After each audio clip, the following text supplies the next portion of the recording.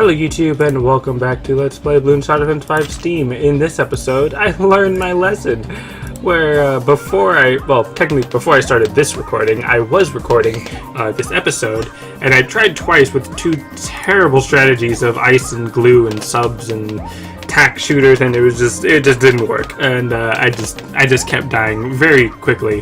The first round I died. The first round I was using just ice and glue, and I died before I made it to the camo balloon, so that's like before round 20. I mean, it's before round 24, but it was around round 20 or less that I died, which is really terrible, because I mean, I really could have survived that if I just changed my strategy even a little bit. But the second time I tried it, I was using some subs and the pools, which I don't have anymore, obviously because I used them. The inflatable pools or whatever they're called. I think they're called inflatable pools, but anyways. So yeah, I failed at that one as well because I was trying to barely upgrade my subs a little bit and then use some like ice and glue towers in the middle to sort of add support or whatever, and my strategy just failed because it was just a terrible strategy, I guess. But so now I'm going to be using these ninja monkeys, obviously just one right now. I actually put on the ninja monkey specialty building, so that I get the reduced cost and extra long life shuriken and whatnot. So hopefully this is going to be a good idea because the ninja monkey does seem like a great tower to use here, and I'm thinking that I'm going to go with just ninja monkeys. Interesting. I mean, I've already made terrible decisions, but I mean, as far as terrible decisions go, just ninja monkeys is not that terrible. What it means though is that I'm gonna have to go for some flash bombs, because when I say just ninja monkeys, I mean just ninja monkeys. I'm not going to be using a banana farm or a monkey village, which again, terrible decision on this very difficult track. I probably should be trying to get as much support as I can with all the banana farms and monkey villages and super monkeys and subs and all that, but I think what I am going to go for is a solo ninja monkey. Or not a solo ninja monkey, because just one ninja monkey would definitely not be enough. But I'm going to be specifically going for first a flash bomb ninja monkey so that it can pop the lead balloons, and then going in for a double shot after that. And then another flash bomb and back and forth, probably. I just don't like how expensive this is. I mean, it is technically less expensive than a Bloonjitsu Master. It's just that I'm waiting for that more expensive one when I don't even have double shot. So I'm like half as effective as I could be while I'm waiting for this, which can get a bit frustrating. And I'm going to be losing a couple lives, obviously, as you can see, because just one ninja monkey without a double shot, 1-2-2 ninja monkey is not the best. It is good, obviously. It's pretty great, but it does not have the tools it needs to pop every balloon on the track or whatever. That's what I'm using ninja monkey. Now that it has flash bomb, that'll be helpful with a bit of splash damage, as well as just stunning balloons. Did I still lose some lives? Yeah, I think I did. Alright, let me put that on this side. I'm going to be building it. Bloonjitsu Masters on the sides, flash bombs on the top. Seeking Shuriken is probably better than Ninja Discipline at this point. Probably. Not entirely sure. But, alright, let's see. And it's kind of hard to tell, especially with a Ninja Monkey, when exactly I'm losing lives because of the distraction knocking it back towards the beginning of the track, and then the entrance of the track just being the same as the exit of the other side of the track. So it's, like I said, it's kind of difficult to see when exactly I'm losing lives, but I can tell that I already have lost about, 29 lives? So yeah, it's going to be a bit difficult moving forward. But I mean, it's not like I need to know when I'm losing lives, as long as I try to keep an eye on my number. Let's see. Yeah, okay, I was going to say, like, is that going to work against a lead balloon? Because I don't remember ever using that as my anti-lead, as my lead buster. And I haven't lost any more lives yet since then. Alright, I pretty sure I should, yeah, I should go for a Bloonjitsu Master before I go for a second, or I mean a third Ninja Monkey. Since I've already done the math on that, and it is more efficient to just get a Bloonjitsu Master rather than another Ninja Monkey. Unless you really need the defenses, but it'd still be a bit of a questionable decision. There we go. Alright. Still just a few more hundreds left. And this round should be relatively simple for two Ninja Monkeys. Yeah, just a couple. Just one more round, maybe? How many? 675 RBE. That means I should get 675 cash, relatively, but I never really stopped to do the number crunching on that. So let's see. There's another one down here. And I know that Ninja Kiwi or Bloons or whatever, however you want to phrase the personhood behind the decision of the music making. I know this song has been used in multiple tracks, which I think is kind of interesting. It'd be nice if all of the tracks had different or their own unique music, but obviously I know that's a bit more work than I might think it is, probably. Especially considering how many tracks there are total, like in all the games. And also, random question that I was just thinking of: would any of you be interested in like supporting a Kickstarter, Indiegogo, crowdfunding type of campaign for like the next Bloons game? Now, I'm asking this as just a random person who's curious, not as like anyone who works for Ninja Kiwi or anything, because I have no affiliation with them. Not that I don't want any affiliation, just that I just don't have any, like, I'm not working for them at all or anything.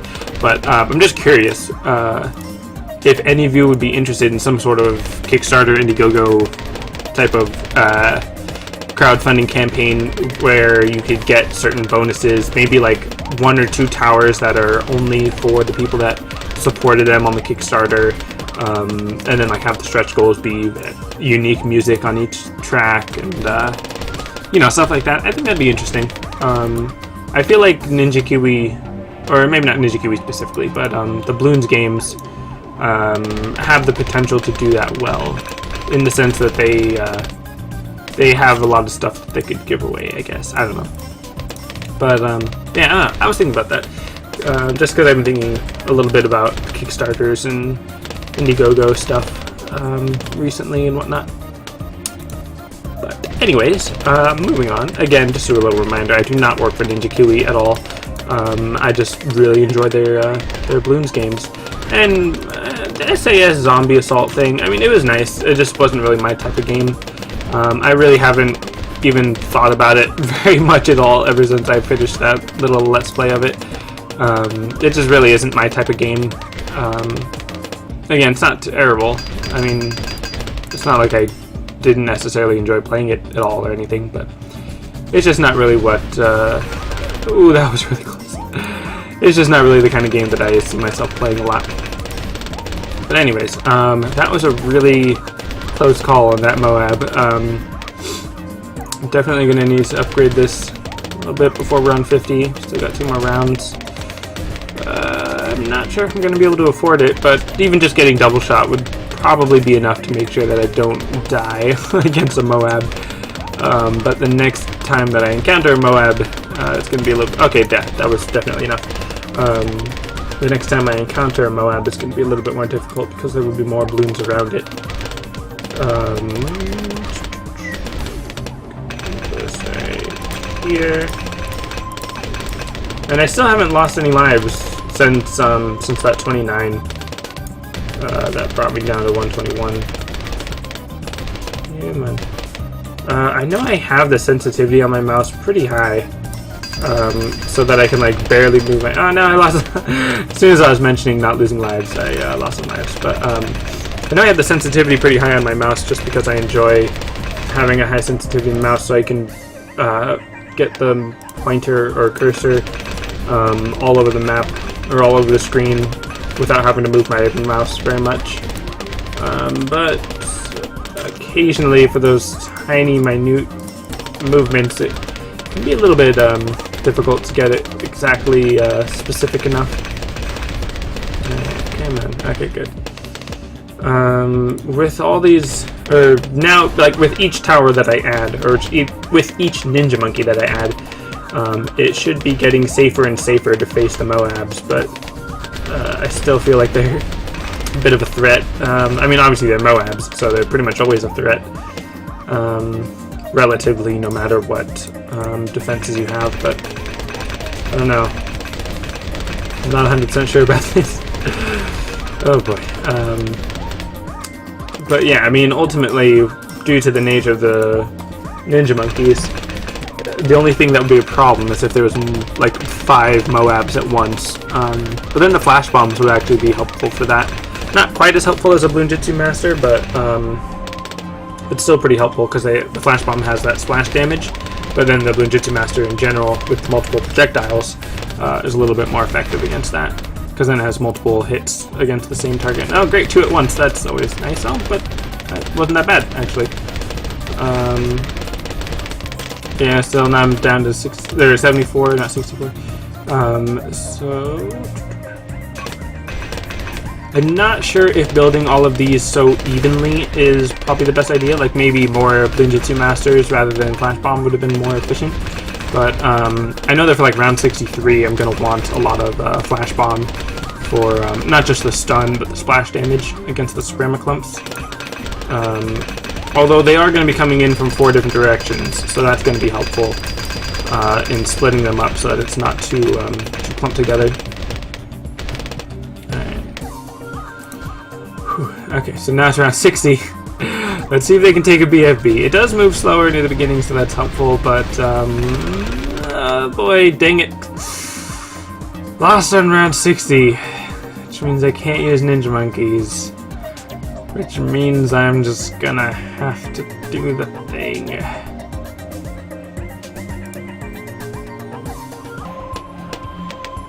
Alright, so it's already round 6. I mean, it's only round 6 now that I've restarted a bit. And I've only got 1 boomerang thrower, not even upgraded, and a banana farm, which is now once upgraded.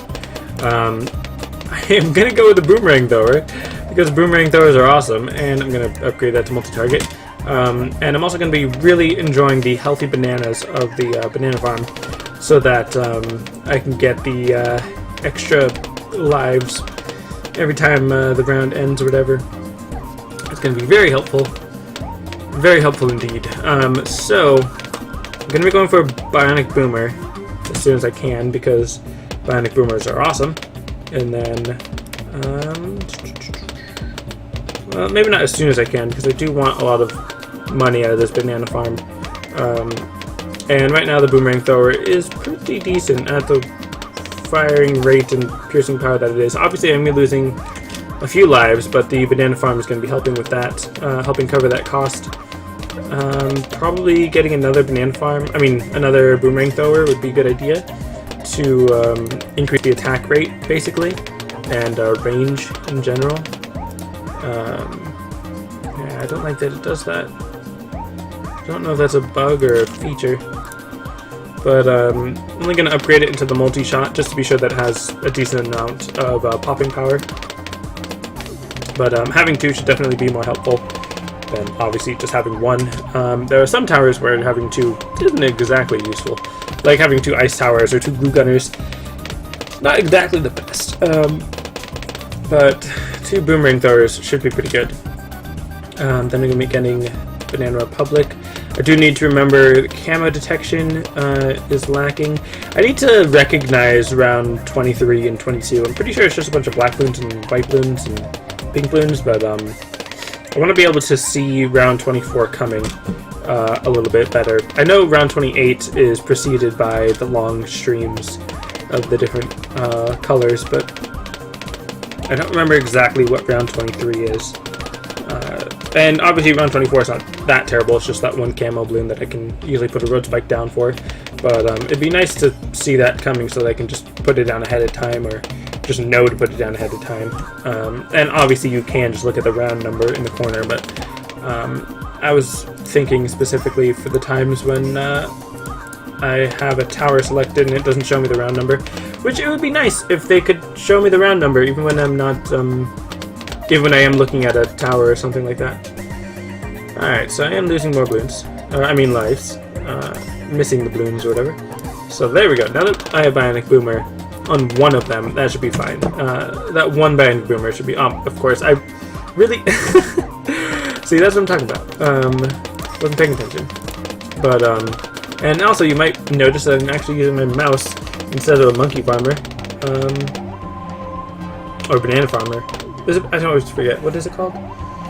Is it, fine. I'll just place it just so I can see it. Banana farmer. There we go. Okay. Because it's not farming monkeys. It's a monkey that's a farmer. That makes sense. And I'm still going to keep my mouse here, of course. And I think it's round 33 that has more camo blooms. So I'm safe for a little bit. That was round 28. This is round 29. All I remember about round 29 is it's not a big threat. And then round 30 is some more lead blooms. And then 31, I don't remember very much about. I'll try to remember that's some zebra blooms with a couple of regrow. Round 32 is just a bunch of black blooms. And then some white blooms, I guess following the zebra motif. And then some lead blooms. Interesting. Alright. Then for some camo blooms. That's not going to be enough for some camo detection. Then you know what? Let's use some ninja monkeys. Some ninja monkeys are great. They are fantastic. And actually just one double shot, so 1 3-2 ninja monkey is actually enough for that. And I'm not sure if I placed that.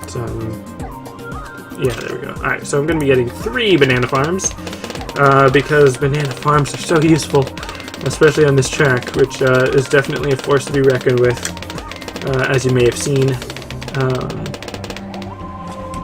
Yeah, this track is just pretty crazy. And I'm surprised at how difficult it is, because it really doesn't seem that difficult at face value, but I guess it is pretty difficult for some reason.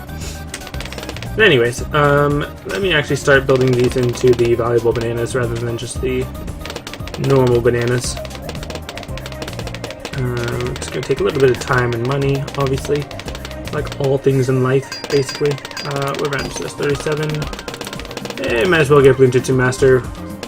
Even though that cuts into my valuable banana money, which I really should have just gone to the valuable bananas first because of the, I want to say like the law of value, but that doesn't make any sense.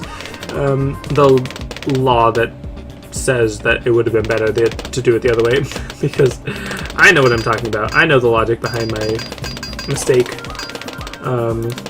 or the logic behind what I should have done rather than the mistake that I made. Alright. I have a random question for you guys. Aside from the Kickstarter question thing, if you could design your own tower, or your own monkey for Bloons Tower Defense, what would you design it as? And don't make it like oh, it costs 1 cash and it destroys everything on screen once per millisecond. Like, no, that's just ridiculous. But like, what kind of actual tower would you like to see in a Bloons game?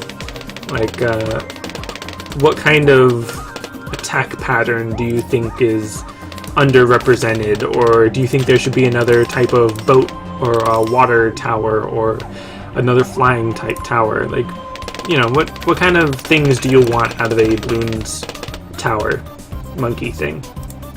My thoughts on what I think would be a cool tower design is well, hold on, I wanna think about this. I'm gonna throw down a super monkey. And actually, no. Before I do that, I'm gonna put down a monkey village, which I should have done earlier.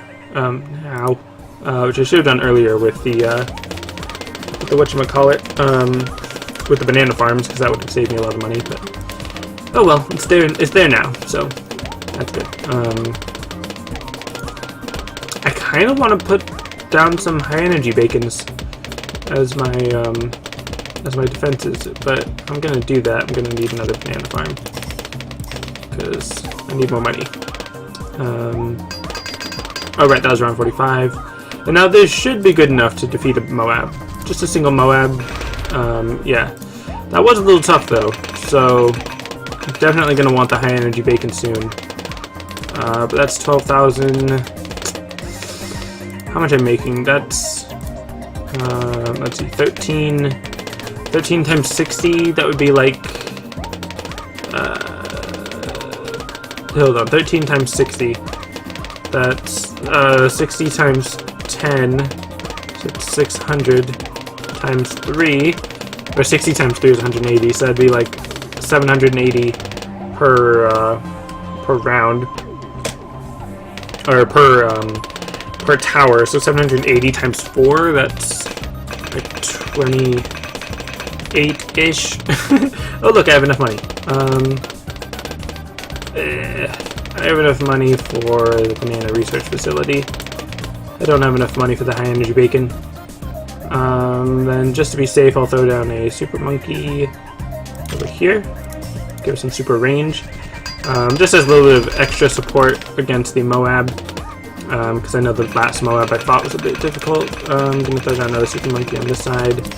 Again, with that extra range. And then I'm not even going to upgrade these super monkeys anymore until I can get more banana research facilities, because the banana research facilities are going to be very helpful with not only money but also some lives. Even though it is a very expensive way now to get some extra lives per round, because now that's spending 12,600 on one extra life rather than the 1,000 or the 500 that you spend on the earlier ones. So if you're using a banana farms specifically for the lives, you might want to start just mass producing them. At the very least, like, get a bunch of 1-1 banana farms, because those will be the least expensive cost for a single life per round. Obviously, if you're more focused on the money, then you're going to want to upgrade them more relatively in a different pattern or whatever. But in general, if you're going for just lives, then you're going to want to go with a bunch of 1-1 towers, a bunch of 1-1 banana farms. Alright, there we go. So that's going to be helpful as well. And then I'm going to build another one up here, another high energy bacon, because I want to actually use these as offensive towers for whatever reason, rather than just the other towers, because they're actually pretty good. They're not just a little support, like they're pretty strong. Let me upgrade this. I actually like the idea of having the Robo Monkey shooting darts. I think that's cool. But I'm still going to upgrade it into lasers. And I kind of wish there was like double laser shot, because otherwise that kind of feels lame. Like, because the laser vision is 2 lasers, and then the Robo Monkey with laser vision is just the Robo Monkey shooting 2 lasers. So I don't know. I feel like it should have been double shot or whatever. But anyways, let's see. What else do I want? Some snipers. I mean, at this point, I've got a ton of money, and I definitely. Oh yeah, I could go for techno terrors. Forgot about that. At this point, yeah, I've got way more money than I need in here. So this is definitely much easier with banana farms and monkey villages and all that. So I'm actually gonna just sell these, because I've got way more lives than I need, and I was actually hoping to sell that faster than the end of the round so I could keep the 777 lives, but oh wow. That was a lot, but alright, so this should be a relatively unstoppable defense at this point. I'm a little worried about that round 63, but they seem to do alright. And then a bunch of Moab hoppage right there. And then just the final round, which should be very simple. I'm going to upgrade these into the turbocharge just for the sake of having them fully upgraded, and spending that extra bit of dosh that I got. Yeah, I think that's it. So definitely not impossible, even though I've tried and failed many times. But yeah, I mean, this track is much more difficult than I thought it was going to be. Alright, cool, finally beat it. That's going to be it for this episode. Thanks for watching, and I'll see you next time.